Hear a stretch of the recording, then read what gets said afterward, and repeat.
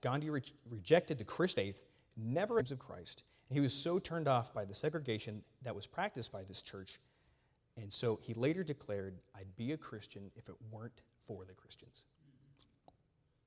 Man, I don't want that to be said about me. And whether it was hard to find a true source of this story, whether it's true or not, I think the truth in this story still remains. A recent popular political commentator and podcast host, maybe you've heard of him, his name is Matt Walsh. He had some comments about the recent transgender school shooter, just in Tennessee. I think it was beginning of this month, where a transgender person went into the school and shot 3 kids and 3 teachers.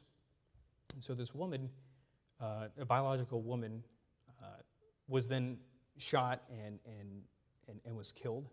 And the threat was neutralized by the quick actions of the police. But Matt Walsh, this man who's a Catholic, professing Christian, I was listening to what he said, and this isn't a direct quote, but he said something along the lines of, "I hope that person suffers, and I hope that person gets punished in hell as she deserves." And I'm just, that's not,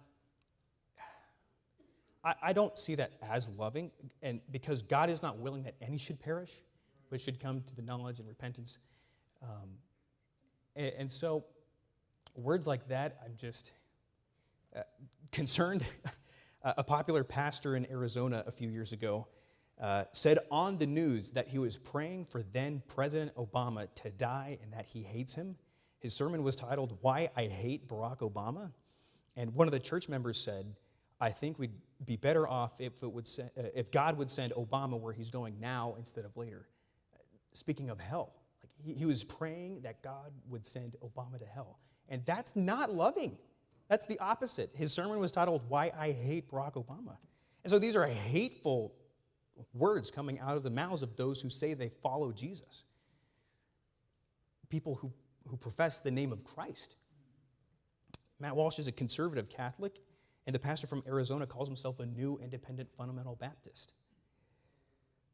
But I just can't get away from the words of Jesus, where he says, "By this shall all men know that ye are my disciples, if ye have love one to another."